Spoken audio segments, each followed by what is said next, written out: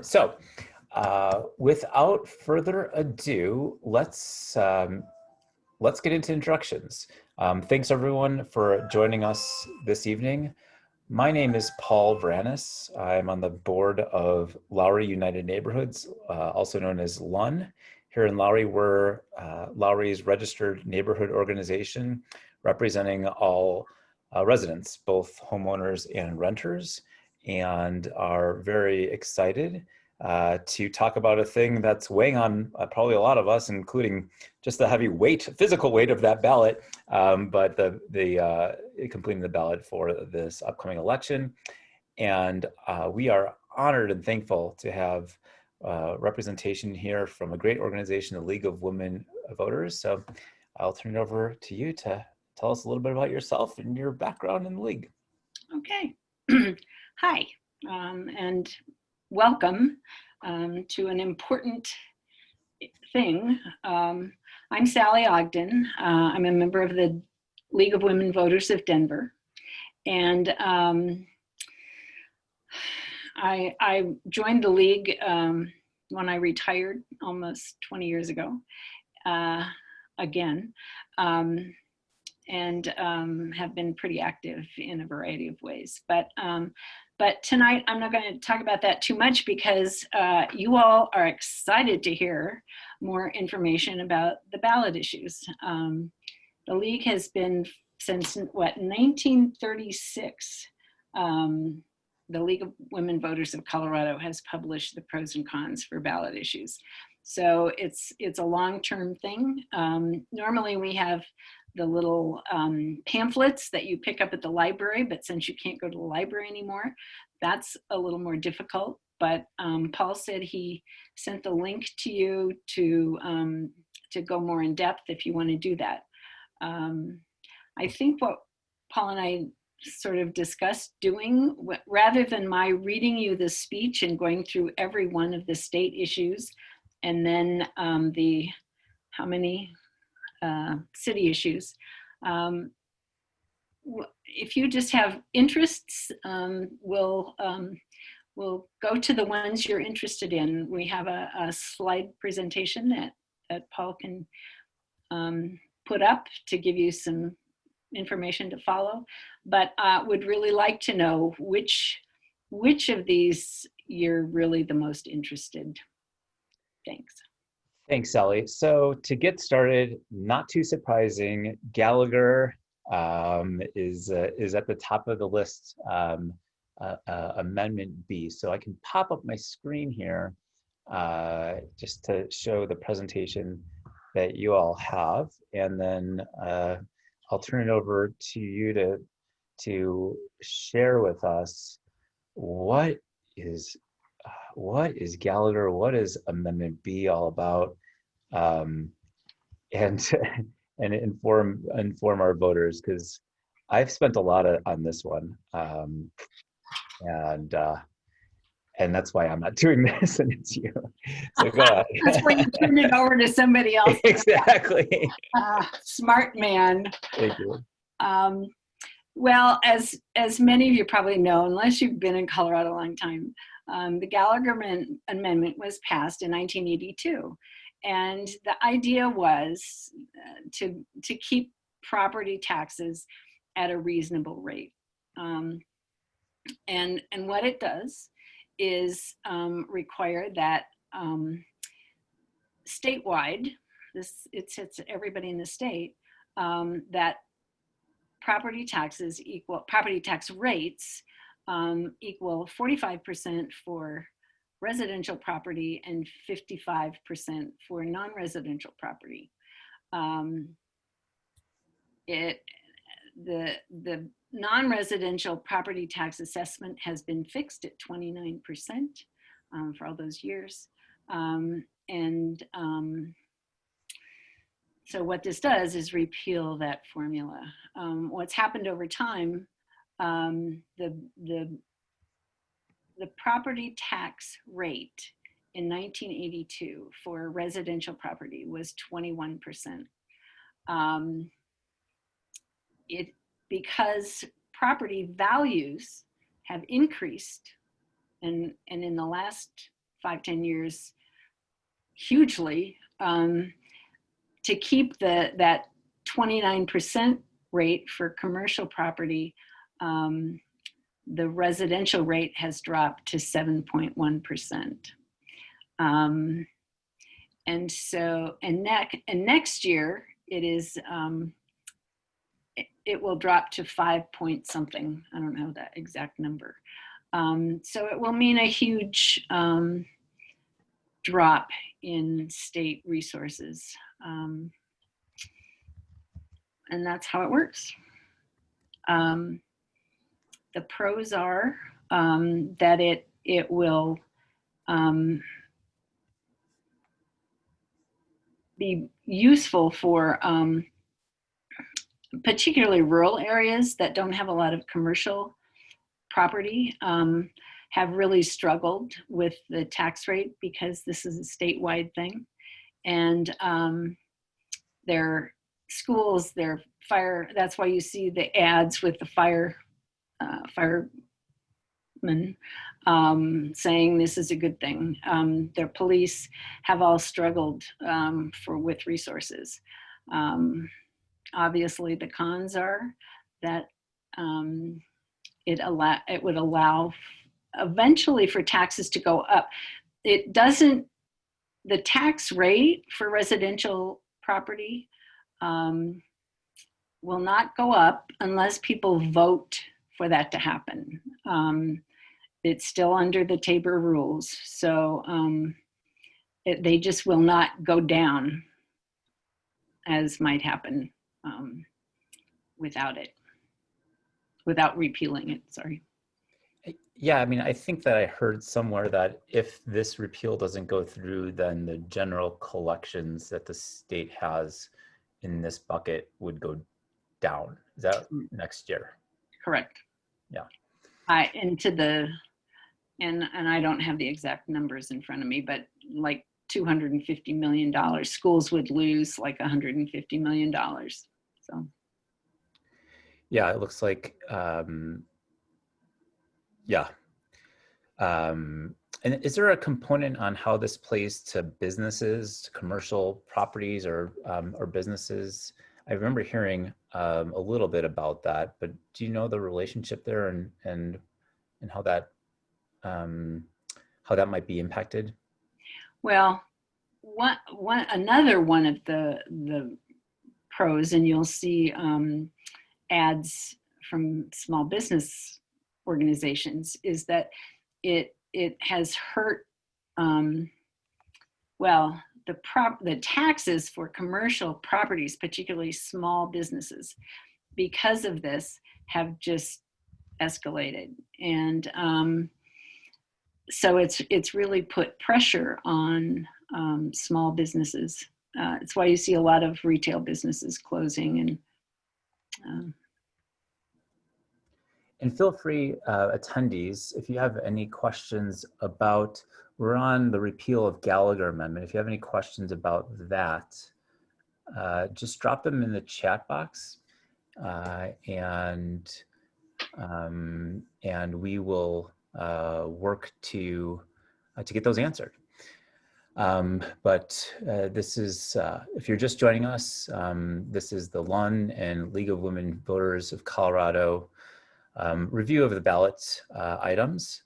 And instead of going through all of them, we're just going to be getting your feedback on what is important, what you'd like to hear about, and jumping right into that. So if any of you have any questions about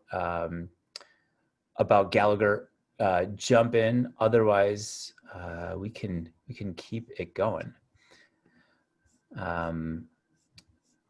All right, moving on. There was a question about I think it was 113. Is 113 different than this? Is that a different?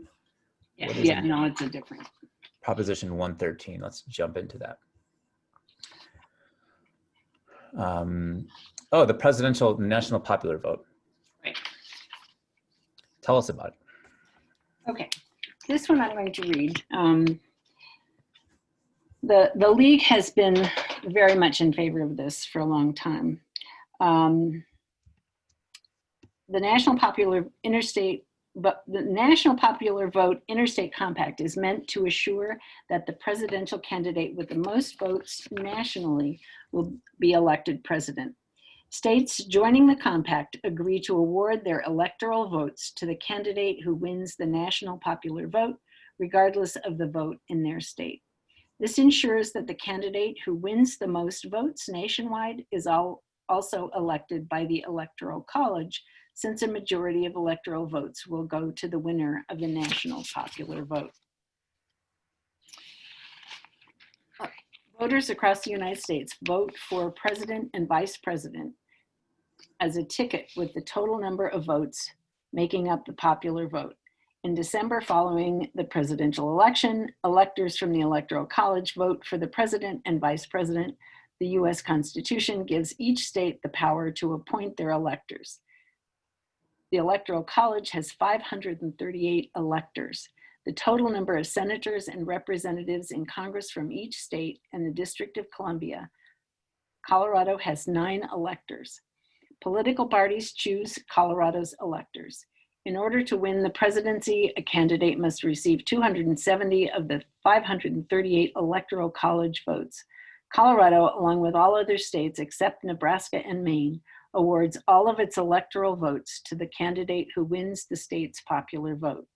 If no candidate receives a majority of Electoral College votes, the House of Representatives chooses the president, while the Senate chooses the vice president. The last time this happened was 1824. There have been 5 elections which had different results between the popular vote and the Electoral College vote. The most recent ones were in 2000, 2016, and the remainder were in the 1800s.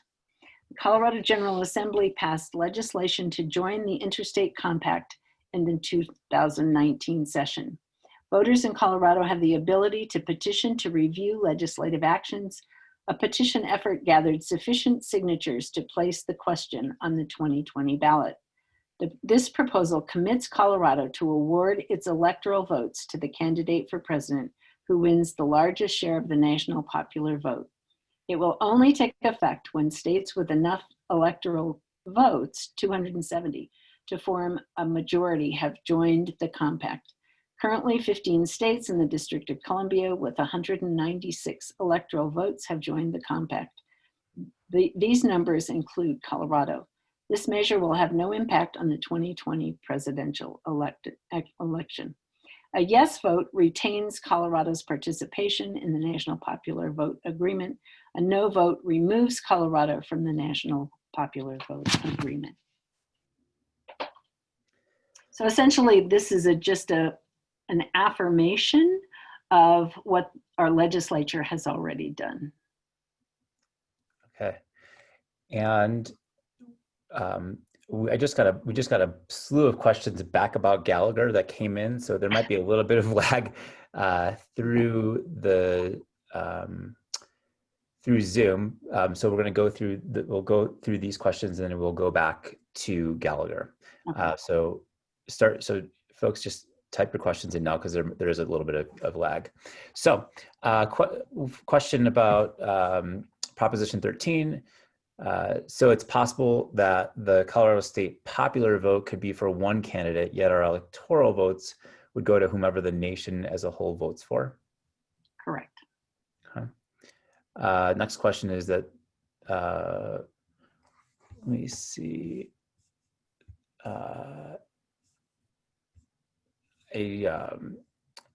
Let's take a look. Kay, I don't know, you mentioned Proposition 116 seems obvious, but what is behind it? I mean, we can go to, let's not move off of that one. I don't know if that was intended for 116 or 113. But as far as 113 goes, who's opposed to this one? Sally. Okay. And why would be someone be opposed to it? Good question.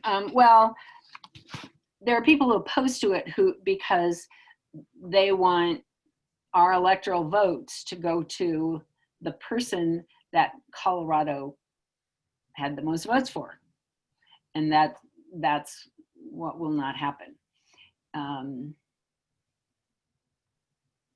the concept is to join with others and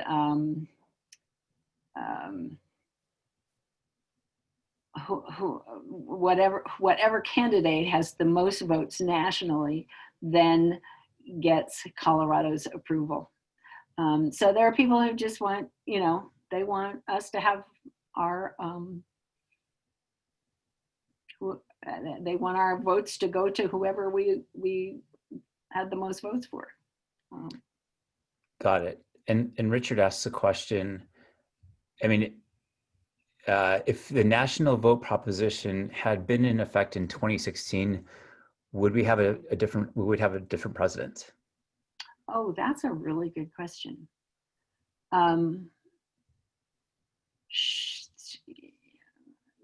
Yeah, I think so, because Clinton had 3 million more votes than, and I'm not well enough versed to say how many electoral college votes would do that, but it seems like it would have made a difference. Okay. And again, it won't affect this election. It won't work until we get enough states to join the compact. And Lauren asked another question. Is this a slippery slope to get rid of the electoral college? Slippery slope, I guess, is a judgment call, but right.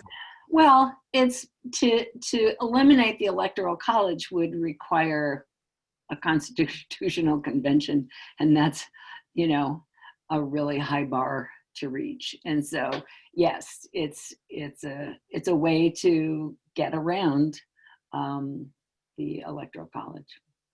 Got it. Okay. Thank you. Let's go back to Gallagher, because I know that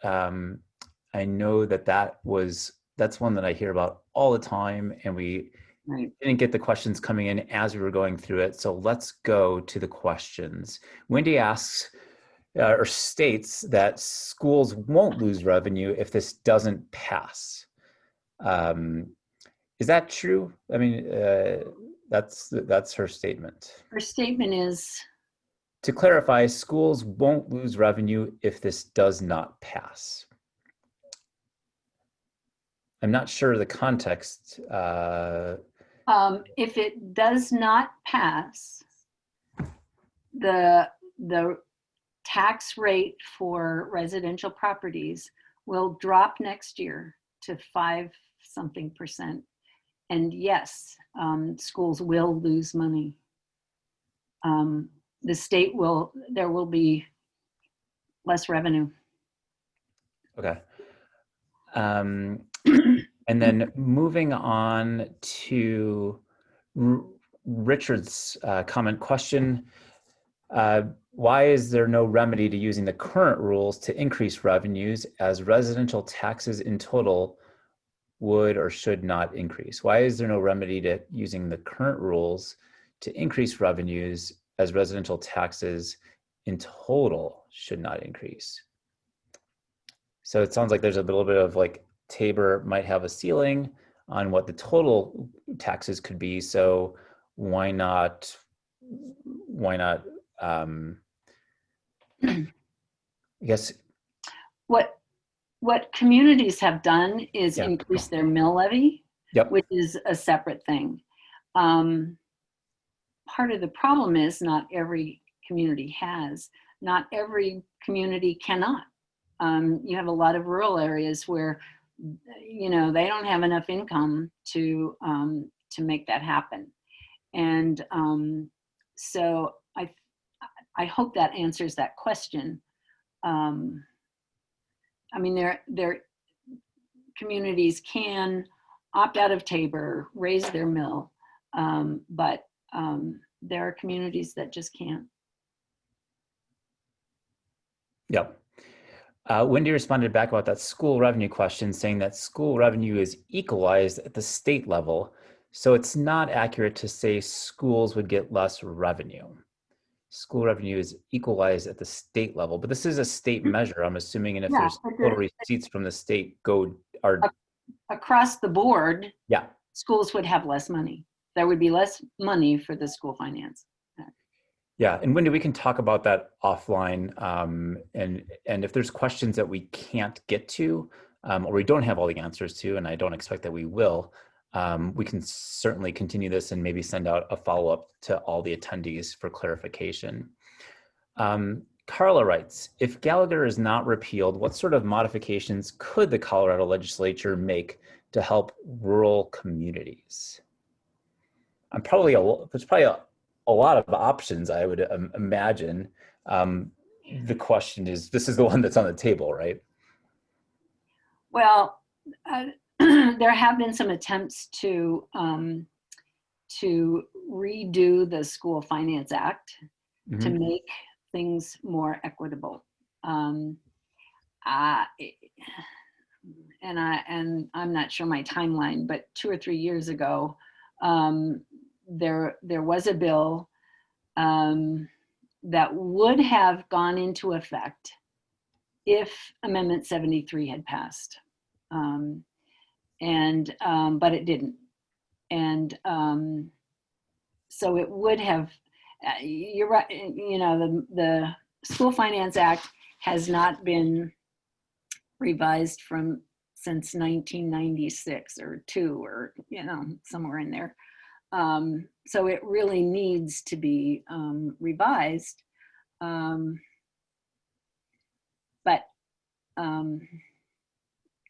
there, the amount of revenue there is for schools at this point is pretty meager to start with. So it's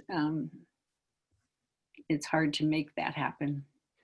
Leah asks, and I think this is a good one, just so we all sort of know, the league takes a balanced approach to things, but they have made specific recommendations, right, Sally? Correct. And so on this one, what is the league's recommendation? The league supports this. Okay. The league only takes positions on issues upon which we have positions. We don't deal with the dog issues and gambling and stuff like that. But the league's position on education is an adequate and equitable funding for education. So this falls right into our positions. Okay. I understand. Thank you for that. Okay. If anyone has any other questions, this isn't not meant to be a debate, certainly. If there is a follow-up question, if Gallagher is repealed, residential property taxes would likely increase significantly. I think that's a true statement, right, Sally? Well, Significantly, I mean, this is going to raise taxes, the, property. your property taxes are calculated based on your assessed value. So the property tax rate is not going to go up. Your taxes may go up because the value of your property goes up, not Yes. because of the tax rate. The tax rate can only go up if voters agree to do that. So if this were to happen now, if this were to pass now, the property tax rate would remain at 7.1%. We've all been the beneficiaries, many of us, of increasing property values. So it's keeping that rate defined and then getting the cost based on how property values go, right? I'm not okay. The part of the reason the property tax rate has gone down is because of our escalating property values. It's a mixed bag. Sure. Okay. And this is on Amendment B, repeal Gallagher Amendment. Any other questions on this one? I know we've spent a good amount of time on this, and there are others that people want to jump to. So let's continue the conversation. This is meant to be informative and answer questions. And so let's move on. The next question is regarding Proposition 118, Paid Family Leave and Medical Leave Insurance Program. Proposition 118. If you could give us a quick overview of it, Sally, and then folks, type in your questions now so that we're not jumping around. Okay, this was a citizens initiative.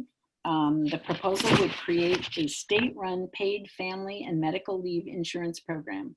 Employees qualify to participate in the program if the employee has worked for his or her employer for at least 180 days. Self-employed individuals may opt into the plan.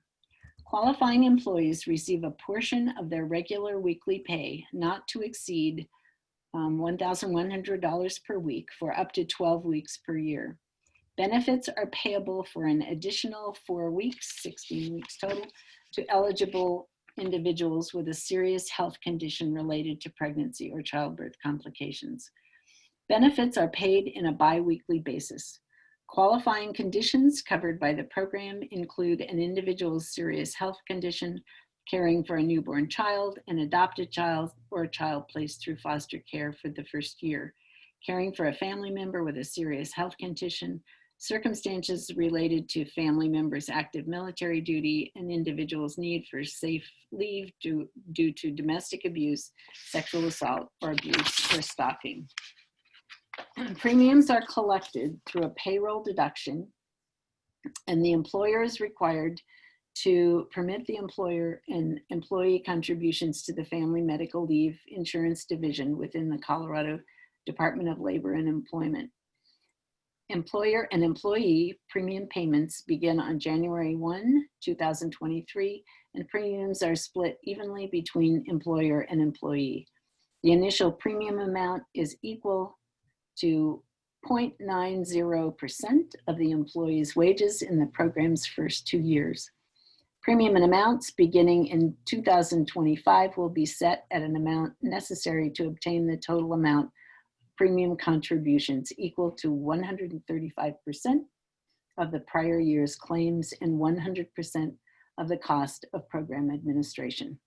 Premiums may not exceed 1 2/10% of an employee's wages.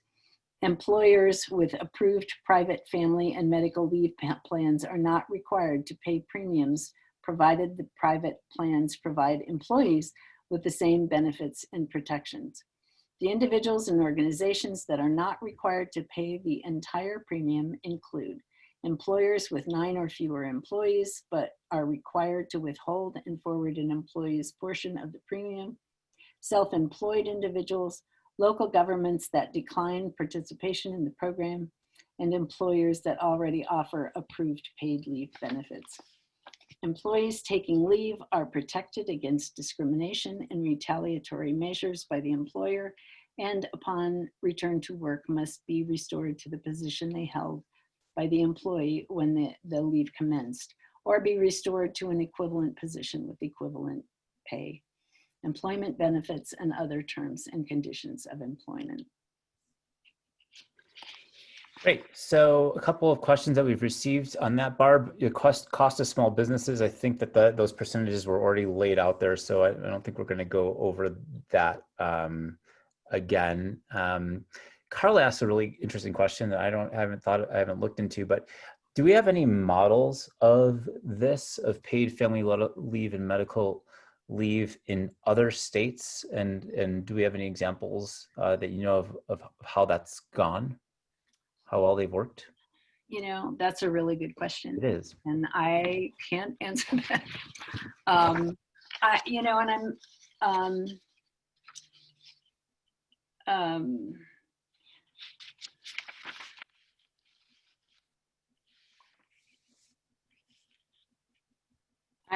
not sure how this was pulled together. So I don't know what examples were used but it's, it's a pretty thoughtfully pulled together proposal. We got a comment from Diana saying that believes that there's 7 other states that have something like this in place, though they are funded differently. So there might be some models out there to check out. Again, we're on Proposition 118. Richard Smith asks a question about the cost, and that is about the 0.09% tax. Is that derived from the gross salary, the net taxable salary, or net pay? Does it say that specifically? Do you have that in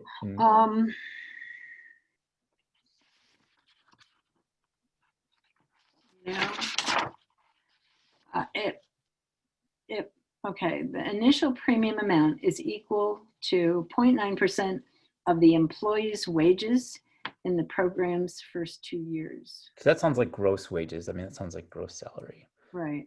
Yeah. I think you would have to look into this statute as specifically to find that out. Yeah, there's some, and I also would point our audience members, if you want to dive deep into the debates, the Channel 7, Denver 8 debates. Like there was a really good, there's some really great debates around this topic. And one of the justifications that people had put out as it relates to cost is that people that don't have this insurance program are costly to businesses. So that's one side of the debate. On the other side is you've got the actual hard costs that are going to be footed by businesses that fit the qualifications. Sally, does the league have a position on this one? Yes, the league supports this. Okay, great. Okay. I'll leave again, just submit questions into the chat box now. We're just trying to cover the items and the topics at a high level that are of interest to our Lowry neighbors. And I think that we've got everything covered from actually, let's go to Proposition 116 here. This one seems fairly straightforward of what it is, and it's up on the screen. Kay had asked a question saying, Proposition 116 seems obvious, but what is behind it? Sally, do you have any of the backstory around the reasoning, or if there's any sort of story around the reduction of the state income tax? Well, as we probably know, there are people who just do not like paying taxes. There you go. That seems pretty serious. That seems like a pretty good justification for it. I'm supposed to be. I'm trying to think. I don't have it here. Okay, I can give you some background. The change reduces state income tax from 4.6 to 4.55. The change from a progressive tax system to a flat 5% income tax for all taxpayers went into effect in the mid-1980s. Colorado used to have a progressive income tax, but it no longer does. It's a flat tax. The new income tax system resulted in large tax receipts for the state. These were diverted to Colorado taxpayers in the form of refunds through an initiated constitutional amendment, Tabor, approved by Colorado voters in 1992. The tax rate was lowered to 4.63% in the 2000s by the legislature. Any change in the Tabor Amendment or any new tax levied by Colorado governments must be approved by a vote of the people. If Proposition 116 passes, revenue to state government would be reduced $154 million in fiscal year 2021-22, or about 1.2% of expected general fund revenue for that year. State income tax collections are the main source of general fund revenue, which is the primary source for financing state government operations. Currently, most of the money in the general fund is spent on healthcare, education, human services, and other state programs. So it's simply, I think I know from whence it came, but I don't have it in front of me, and so I don't really want to say. But it's the people who don't want to pay taxes. Sounds good. And we're a little bit half past, a little bit over at 7 o'clock. Wendy writes, Proposition 116 is supported by the governor, and I've heard that as well. So that is an interesting endorsement. Does the league have a position on that? Yes. On Proposition 116? The league is opposed to this. Okay, great.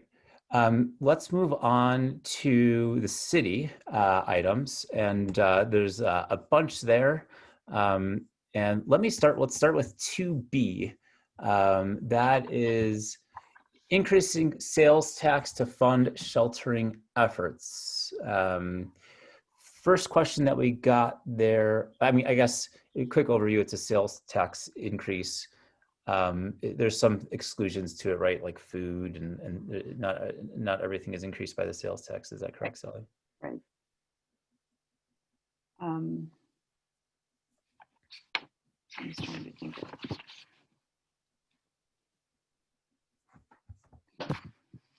Oh, 2B. I'm sorry. Yeah, I'm no the worries. wrong one. What happened to 2B?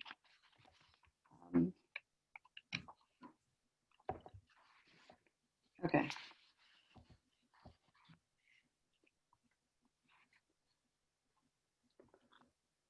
And the first question that we got is, and we're just going to, I guess we can just sort of move to the specific questions that people have as we're running against the clock here. Someone had mentioned that Linda asked or mentioned that anti-remarks allege that there's been a poor budget oversight on monies to combat homelessness and poor analysis of effectiveness of actions. Is this true? I guess that's sort of a value question, but the follow-up question is an interesting one as far as how are city funds for homelessness audited? Do you happen to know that, Sally, what that looks like? I would assume that the city auditor can look at how these funds are spent. And I think that's always an issue with when we offer funds. Are they being spent the way they should be spent? Yep. And so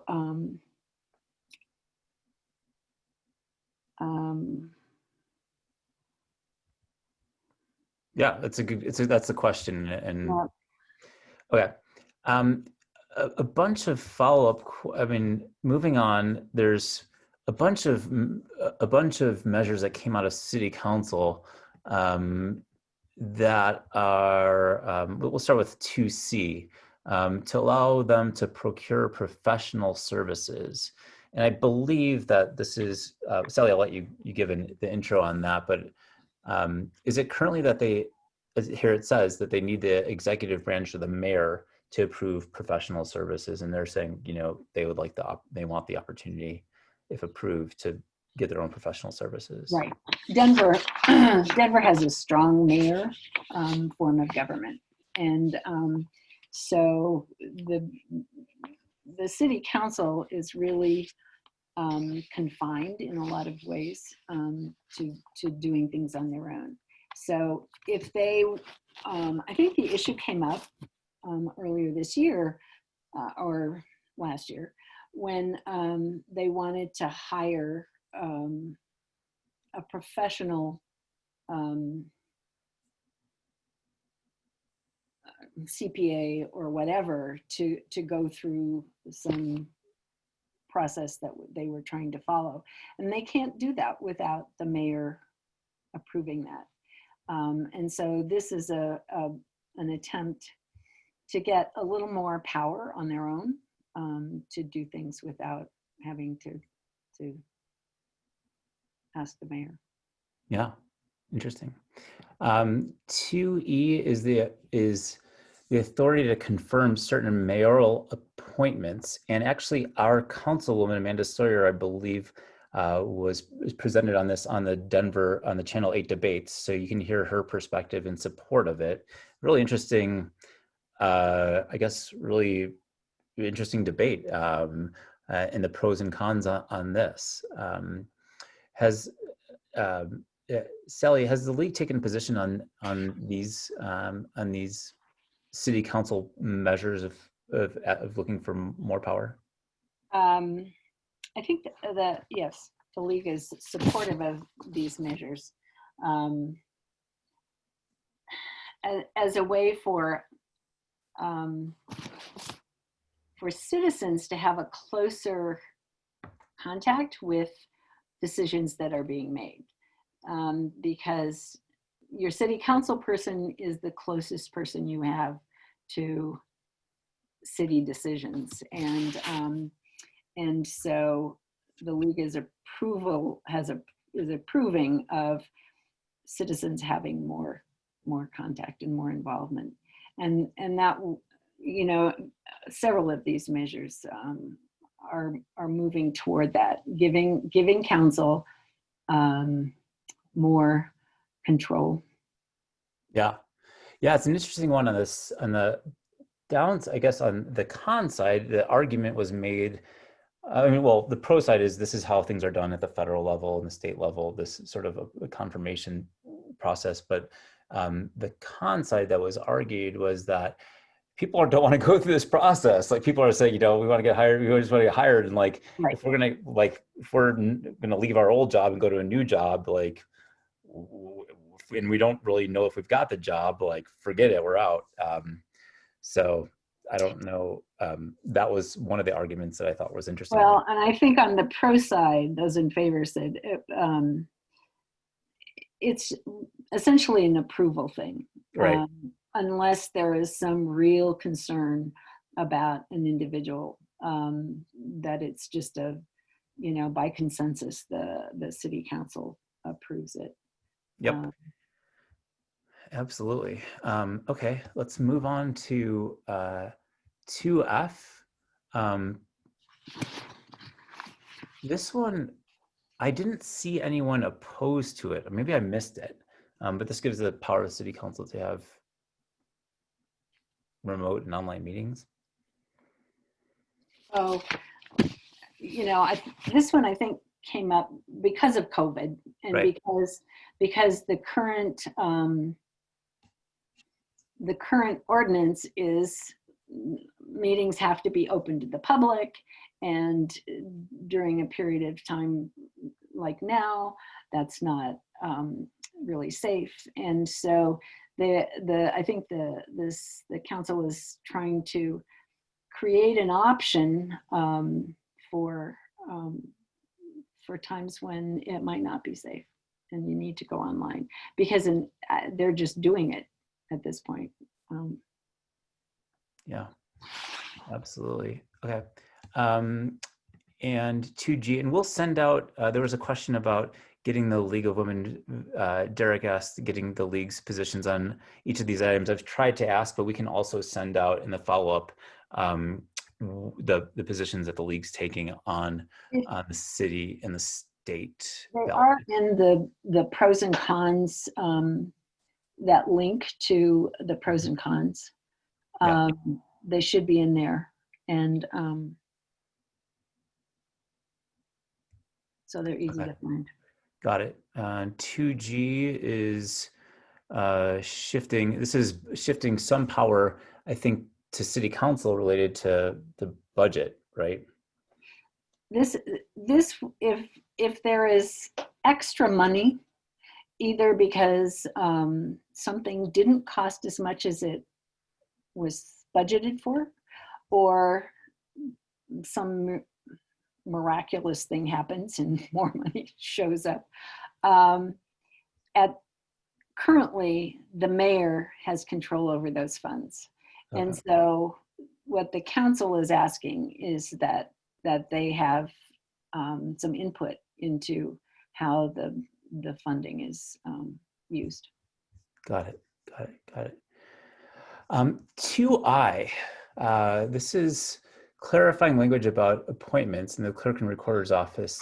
And it seemed like I looked through the measure and it seemed like there's some implications there. It just didn't, help us unpack what 2I is all about.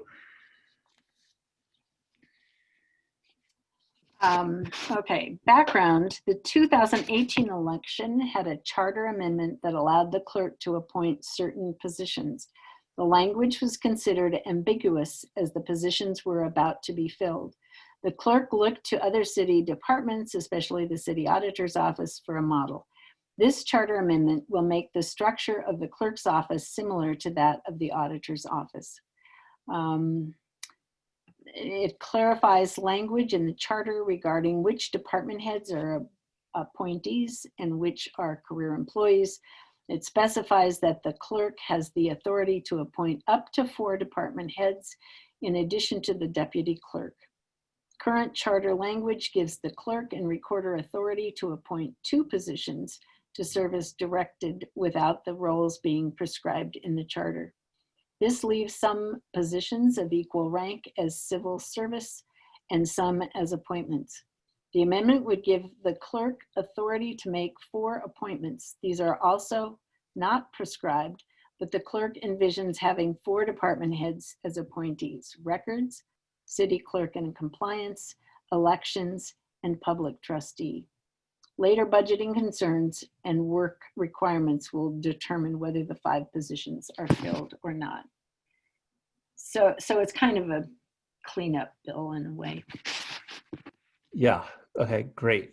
And I think that it also provides the authority to make, for the clerk to make the appointments based on sort of what the clerk's vision is, as opposed to retaining legacy employees, if I remember reading that language. Okay, great. Let's keep going. I'm going to, and then Natasha follows up. It strikes a voter-approved provision requiring a director of elections as an employee. And I believe I heard something along those lines. We're going to go through one more high level and then just fire off your questions, guys and gals and people and neighbors. The next question that I have is related to DPS. So there's a mill levy and a bond. Could you talk a little bit about when they say debt-free schools bond? What is that? I'm not familiar with having a bond that's debt-free. Do you have clarification on what that is? Well, it says without imposing any new tax, shall the Denver Public Schools debt be increased to $795 million.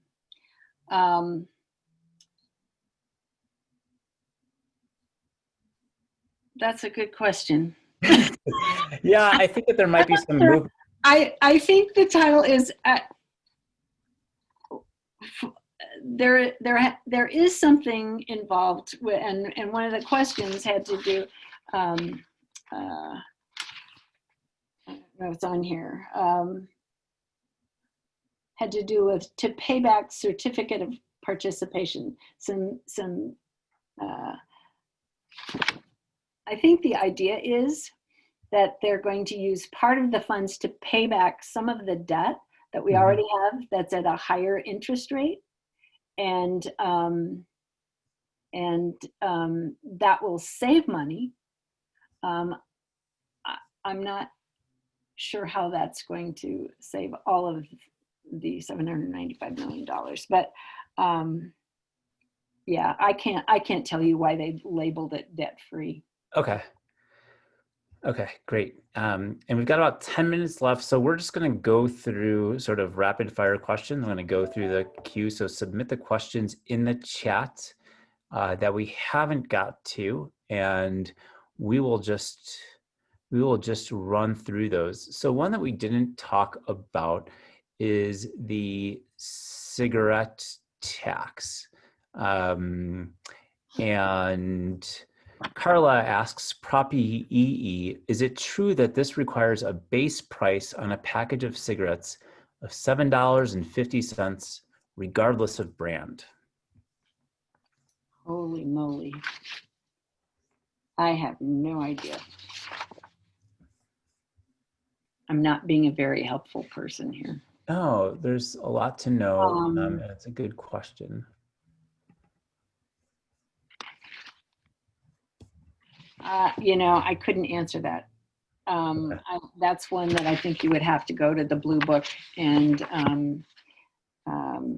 mean, our stuff is. Well, that's a city one. Well, Is that well, there is a, it's not blue, but there is this booklet Yep.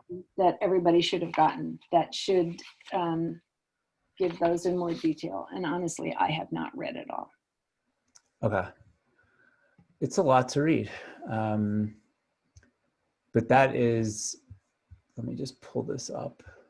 A lot of good questions. Prop EE. Okay, sorry about that, Carla. We'll continue to look and perhaps send a follow-up message to everyone on some of these open questions that we're not able to get to, and then keep the questions coming. Wendy writes, I believe the governor wants additional revenue to implement a free preschool program. However, there are really no restrictions on how this new money will be spent. Barb says that page 26 speaks to this. So there is a fairly long list of things that the money would be spent on. I was a little astounded. I'm trying to find that.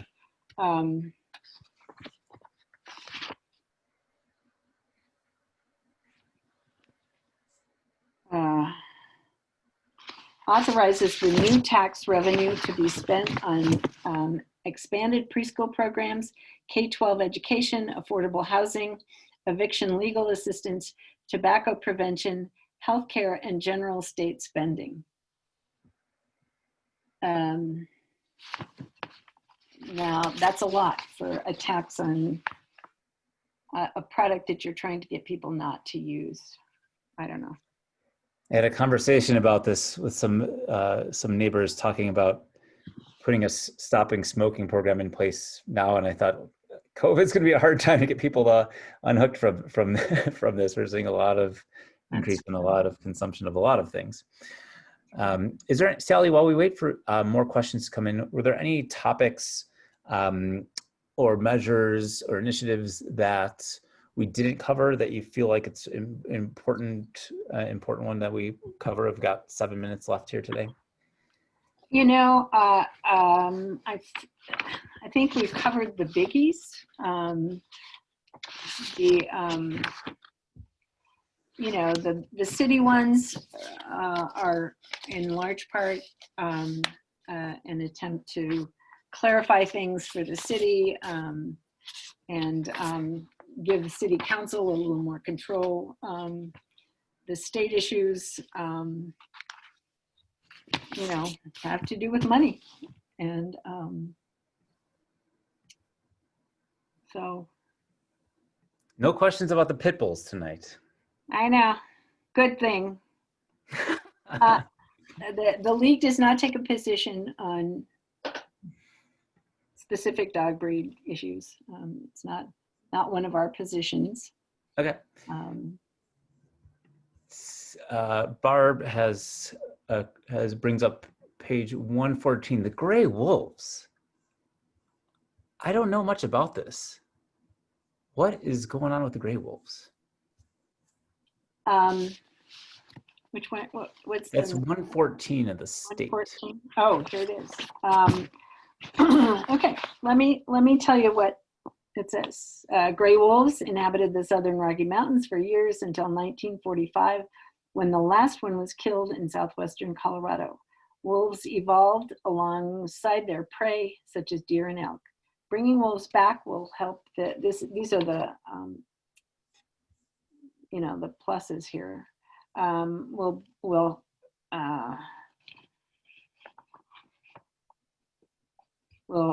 restore the predator-prey balance, keeping prey and landscape as they graze on healthier. Colorado is home to about 710,000 deer and elk, roughly 3/4 of which live west of the Continental Divide. There are presently about 2,000 wolves in the northern Rocky Mountain region and 4,000 in the western Great Lakes region.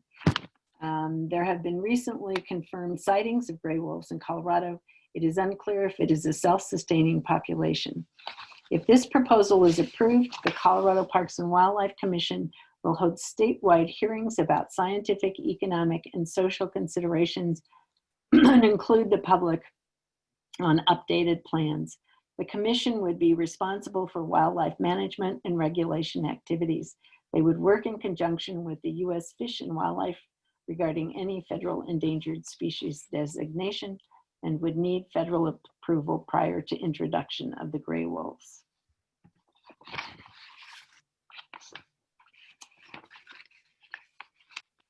There you go. There you go. As we look to wrap up here, just a couple minutes left. If anyone has any last minute questions, feel free to type them into the chat box. We'll do our best to get to them. And thank you, Sally. This has been great and just a good refresher and overview and some detail diving into some of these ballot initiatives. I'm impressed with the questions people have. Obviously paying attention, and that's wonderful. Wish I could have answered all of them, but there's a lot to unpack here. Yeah, there sure is. We'll record this video and post it to our website and to our Facebook page at Lowry United Neighborhoods. Ballots. Actually, Barb has a question. Is League of Women's Voters stance on 76, that proposition? I'm assuming that's here we go, the citizenship component. Should only citizens, should it change the language from every citizen to only a citizen? Does the League have a position on that? They have a no, they don't support that one. Okay, there you go. Barb, yep. You heard it here first. Yep. Reminder, Sally, are you going to mail your ballot in or are you going to drop it off? Oh, we drop it off. Okay, drop it off. Yep. That's what Sally's going to do. That seems like a good idea. One thing about living in Denver and Colorado, it's very easy, and don't forget to sign it. Don't forget to sign it. There is no secrecy envelope this time. You just put it in the envelope. I just did mine today. We haven't dropped it off yet, but yeah. Great. Leah mentions that the Active Minds program, I'm not familiar with it, has many amazing 1-hour programs on Ballot 2020, so feel free to check that out. The Denver Channel 8 has debates on their YouTube page and on the city and county's website. I mean, the information is all over. Sometimes it's not always knowledge, but information exists. But thank you, Sally, for joining us here at Lowry United Neighborhoods, representing the League of Women Voters. I know that you guys are pretty busy around this time. This, COVID has definitely put a damper on a lot of the voter registration activities the League does. We have a group that has been very active going into some of the jails, signing up voters. but it's definitely put a crimp on the. In fact, I think we had more people volunteering to help than they had the ability to do things, which is really exciting, but frustrating. So Yeah. We're going to get through this. So thank you, Sally. We adapted to technology. I think this went pretty well. Thanks to all the nice comments that came through the chat box, for your support and attention and time joining us this evening. Sally, again, thank you so much for joining us and for your time and effort and attention. We appreciate it. And to our Lowry neighbors, have a wonderful night, and stay tuned for the next LUN event. Thank you. great. Thank you. All right. Bye-bye.